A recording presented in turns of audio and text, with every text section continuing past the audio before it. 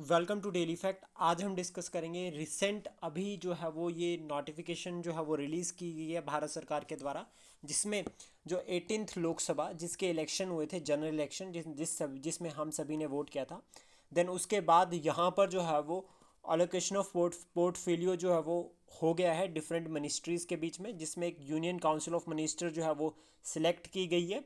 इसमें हम आज बात करेंगे कैबिनेट मिनिस्टर्स की, स्टेट मिनिस्टर्स की, कि कौन कौन जो है वो न्यू जो है वो मेंबर्स जो है वो हमारी जो कैबिनेट है उसमें ऐड हुए हैं, एज वेल एज पुराने मेंबर्स जो नहीं रहे हैं, या कौन से मेंबर्स जो पुराने मेंबर्स जो 17th लोकसभा में कैबिनेट के मेंबर थे प्लस पर अब नहीं है, वो सभी को जो है हम आज डिस्कस करेंगे। इंपॉर्टेंट है ये छोटे एग्जाम्स के लिए, लाइक क्लैरिकल एग्जाम्स, उसमें पूछा जा सकता है कि कौन अभी करंट में होम मिनिस्टर बना है या कौन फाइनेंस मिनिस्ट्री है। इवन अगर जनरल अवेयरनेस की भी हम बात करें तो हमें जो है वो भारतीय होने के नाते ये पता होना चाहिए कि हमारा फॉरेन मिनिस्टर या फाइनेंस मिनिस्टर या as well as home minister जो है वो कौन है सेंट्रल लेवल पर।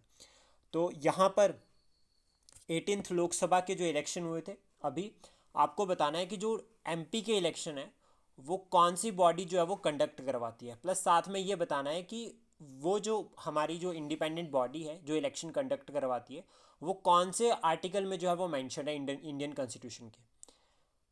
पोर्टफोलियो में अगर हम बात करें तो पोर्टफोलियो सिस्टम जो है वो सबसे पहले इंट्रोड्यूस किया गया था 1859 में, और लॉर्ड कैनिंग ने जो है वो उसको इंट्रोड्यूस किया गया था। पोर्टफोलियो का मतलब है work distribution among the members, कि सारी की सारी पावर जो है वो एक पर्सन के पास में नहीं रहेगी, वो अपने मेंबर्स में, यानी कि वो एक कमेटी या अपनी एक ग्रुप को सिलेक्ट करेगा और उसमें जो है वो पावर को डिस्ट्रीब्यूट करेगा कि आप ये वर्क संभालो, आप ये वर्क संभालो। तो इसको कहा जाता है पोर्टफोलियो सिस्टम। लॉर्ड कैनिंग ने जो है वो इसको इंट्रोड्यूस किया था, और लॉर्ड कैनिंग जो थे first voice Roy of India थे, पहला पॉइंट। और दूसरा, उसके बाद ये जो पोर्टफोलियो सिस्टम है इसको जो है वो एक तरह से एक्ट के अंडर लाया गया था, वो लाया गया था 1861 का इंडियन काउंसिल एक्ट, जिसमें जो है वो पोर्टफोलियो सिस्टम को कंटिन्यू किया गया। अभी रिसेंट की अगर हम बात करें 18th पोर्टफोलियो में, तो यहाँ पर जो प्राइम मिनिस्टर है श्री नरेंद्र मोदी जी 3 पॉइंट टर्म उनकी जो है वो शुरू हुई है, थर्ड टाइम। इसमें उनके पास यहाँ पर एक तो प्राइम मिनिस्टर होंगे सबसे पहला, और प्राइम मिनिस्टर क्या होता है, हेड ऑफ द गवर्नमेंट। आपको बताना है कि हेड ऑफ द स्टेट कौन है। इनके पास जो इंचार्ज होगा, मतलब इनके पास अदर चार्जेस होंगे, तो ministry of personnel public grievances and pensions ये इनके पास होगा। डिपार्टमेंट ऑफ एटॉमिक एनर्जी इनके पास वो होगा। Department of space, all important policy issues, all other portfolios not allocated to any minister, जो किसी को नहीं मिला है वो सारे के सारे किसके पास होंगे, प्राइम मिनिस्टर जी के पास होंगे, पहला। देन कैबिनेट मिनिस्टर्स की अगर हम बात करें तो यहाँ पर हमारे माइंड में सबसे पहले जो है वो क्वेश्चन आना चाहिए कि कैबिनेट की हम बात कर रहे हैं, तो एग्जाम पॉइंट ऑफ व्यू से अगर हम लेकर चले, लाइक यूपीएससी और हिमाचल प्रदेश या किसी भी पब्लिक सर्विस कमीशन के एग्जाम के बारे में, तो यहाँ पर आता है कैबिनेट के बारे में। क्या कैबिनेट वर्ड जो है वो हमारे संविधान में मैंशनड है, या कैबिनेट से मिलती जुलती टर्म जो है वो वहाँ पर कौन सी मेंशन की गई है। प्लस साथ में आपको बताना है कि जो काउंसिल ऑफ मिनिस्टर्स है वो कौन से आर्टिकल में जो है वो संविधान के मेंशन है। इसके बाद यहाँ पर सबसे इंपॉर्टेंट पर्सनालिटीज़ में आते हैं, तो डिफेंस मिनिस्ट्री जो है वो राजनाथ सिंह जी के पास रहेगी, और home ministry as well as ministry of cooperation ये रहेगी अमित शाह जी के पास। देन उसके बाद श्री नितिन नितिन जयराम गडकरी, इनके पास जो है वो ministry of road transport and highway, यानी कि पहले भी जो है वो इनके पास जो है वो ये चार्ज था और अभी भी रहेगा। और अगर हम बात करें रोड नेटवर्क की, तो इसमें इन्होंने बहुत अच्छा जो है वो वर्क किया है। देन उसके बाद आते हैं श्री जगत प्रकाश नड्डा, यानी कि जेपी नड्डा, ये हिमाचल प्रदेश से हैं, और इनके पास जो चार्ज है वो है ministry of health and family welfare, as well as minister of chemical and fertilisers. अब यहाँ पर जो अगर हम बात करें जयप्रकाश नड्डा जी की, तो ये जो है वो हिमाचल से जो है वो राज्यसभा की सीट के लिए हैं। तो कंफ्यूज मत होना, ये एमपी तो है लेकिन ये जो है वो हमने डायरेक्ट इलेक्ट नहीं किए, हमारे द्वारा इनडायरेक्टली इलेक्ट किए, यानी कि राज्यसभा के मेंबर है। उसके बाद है शिवराज सिंह चौहान, इनके पास आया ministry of agriculture and farmers welfare, और साथ में जो है वो रूरल डेवलपमेंट भी इनके पास है। रूरल डेवलपमेंट यहाँ पर लिंकअप होता है पंचायती राज के साथ, और पंचायती राज जो है वो 1992 में जो है वो उसको कॉन्स्टिट्यूशनल स्टेटस मिला था under 73rd constitutional amendment act 1992, जिसमें जो है वो शेड्यूल 11 ऐड किया गया था, और पार्ट 9 को जो है वो हमारे संविधान में जोड़ा गया था। उसके बाद अगर हम बात करें निर्मला सीतारमन जी के पास, तो यहाँ पर इनके पास मिनिस्ट्री ऑफ फाइनेंस, और अभी हमें जो है वो लेटेस्ट में अभी देखेंगे कुछ दिनों में जो है वो बजट के साथ भी हमें ये मिलेंगे, और मिनिस्ट्री ऑफ कॉरपोरेट अफेयर जो है वो इनके पास होगा। देन उसके बाद S Jaishankar, the famous personality, और इस इनके पास अभी भी जो है वो एक्सटर्नल अफेयर कंट्रोल करेंगे ये पूरा का पूरा, यानी कि मिनिस्टर ऑफ एक्सटर्नल अफेयर। उसके बाद है श्री मनोहर लाल, इनके पास जो ministry of housing and urban affair रहेगा और मिनिस्ट्री ऑफ पावर। उसके बाद है श्री HD कुमार स्वामी, इनके पास जो है वो मिनिस्टर ऑफ हैवी इंडस्ट्री, यानी कि इनके पास जो मिनिस्ट्री रहने वाली है वो हैवी इंडस्ट्री एंड स्टील रहने वाली है। पीयूष गोयल जी के पास जो है वो यहाँ पर ministry of commerce and industry रहेगी। धर्मेंद्र प्रधान जी की अगर हम बात करें तो मिनिस्टर ऑफ एजुकेशन, यानी कि एजुकेशन की मिनिस्ट्री जो है वो इनके पास रहेगी। देन उसके बाद है श्री जतिन राम मंझी, इनके पास जो है वो MSME वाला जो है वो मिनिस्ट्री इनके पास रहेगी। देन नेक्स्ट जो पर्सनैलिटी है वो है श्री राजीव रंजन सिंह, जो इनके पास होगा यहाँ पर वो ministry of Panchayati Raj, ministry of fisheries, animal husbandry and dairying, यानी कि ऊपर यहाँ पर हमने रूरल डेवलपमेंट की बात की है जो शिवराज सिंह चौहान जी के पास होगी, लेकिन यहाँ पर मिनिस्ट्री ऑफ पंचायती राज जो है वो किसके पास आ रही है, श्री राजीव राजन सिंह जी के पास। अब इसके बाद है श्री सरबंदना सोनवाल, इनके पास जो है वो यहाँ पर ministry of port shipping and waterways होगी। वीरेंद्र कुमार जी के पास यहाँ पर minister of social justice and empowerment, ये बहुत इंपॉर्टेंट है अगर हम बात करें social justice point of view से।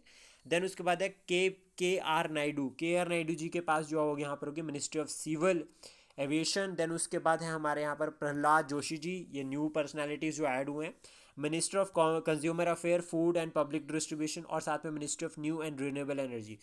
इनका रोल जो है वो बहुत इंपॉर्टेंट रहने वाला है, क्योंकि कहीं ना कहीं भारत जो है वो फोकस कर रहा है अभी रिन्यूएबल एनर्जी की तरफ, कि हमें फॉसिल फ्यूल से जो है वो शिफ्ट करके कहाँ पर जाना है, रिन्यूएबल एनर्जी की तरफ। देन उसके बाद श्री जॉल ओरम, इनके पास जो मिनिस्ट्री ऑफ ट्राइबल अफेयर, और ट्राइबल अफेयर्स से रिलेटेड आपको बताना है कि हमारे संविधान में 2 शेड्यूल जो है वो मेंशन किए गए हैं, शेड्यूल 5th और शेड्यूल 6th।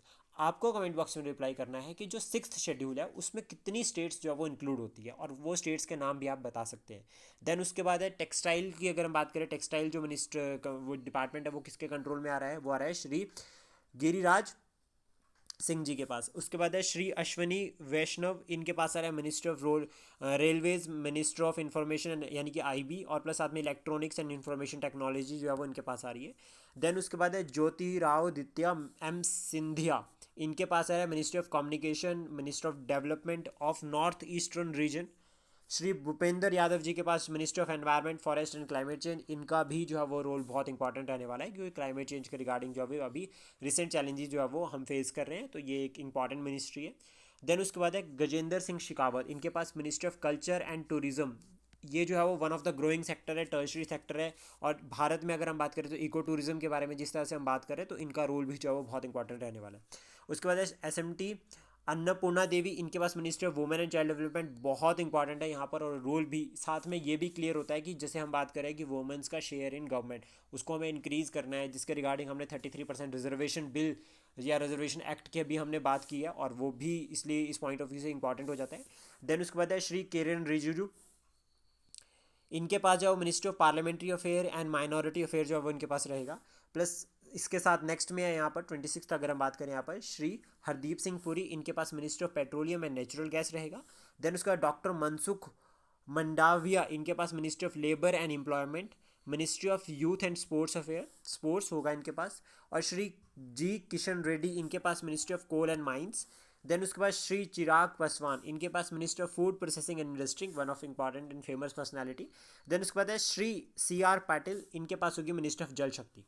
तो ये इंपॉर्टेंट जो है वो कैबिनेट मिनिस्टर्स है। इसके बाद यहाँ पर एक हायरार्की है कि कैबिनेट मिनिस्टर्स होंगे, देन उसके बाद मिनिस्ट्री ऑफ स्टेट जो इंडिपेंडेंट चार्ज होगा। यहाँ पर इंडिपेंडेंट चार्जेस में जो एंट्री जो पर्सनैलिटीज़ की हुई है, जिसमें है राव इंद्रजीत सिंह, ठीक है, डॉक्टर जितेंद्र सिंह, इनके पास इंडिपेंडेंट चार्ज रहेगा, इनको मिनिस्ट्री ऑफ स्टेट भी कहा जाता है। पहले कैबिनेट आते हैं, देन उसके बाहर जो है यहाँ पर आपका मिनिस्टर ऑफ स्टेट आते हैं, देन उसके बाद ये इंडिपेंडेंट चार्ज वाले होते हैं, देन उसके बाद होते हैं मिनिस्टर्स ऑफ स्टेट। यहाँ पर जो है वो श्री अर्जुन राम मेघवाल की भी एंट्री हुई है, जिनको इंडिपेंडेंट चार्जेस दिए गए हैं। देन उसके बाद श्री जाधव प्रताप राव गणपत राव, इनके पास भी जो है वो इंपॉर्टेंट जो है वो चार्ज रहेगा मिनिस्ट्री ऑफ स्टेट का, जिसमें ये मिनिस्ट्री ऑफ आयुष जो है वो कंट्रोल करेंगे, हेल्थ एंड फैमिली वेलफेयर वाले सेक्टर को।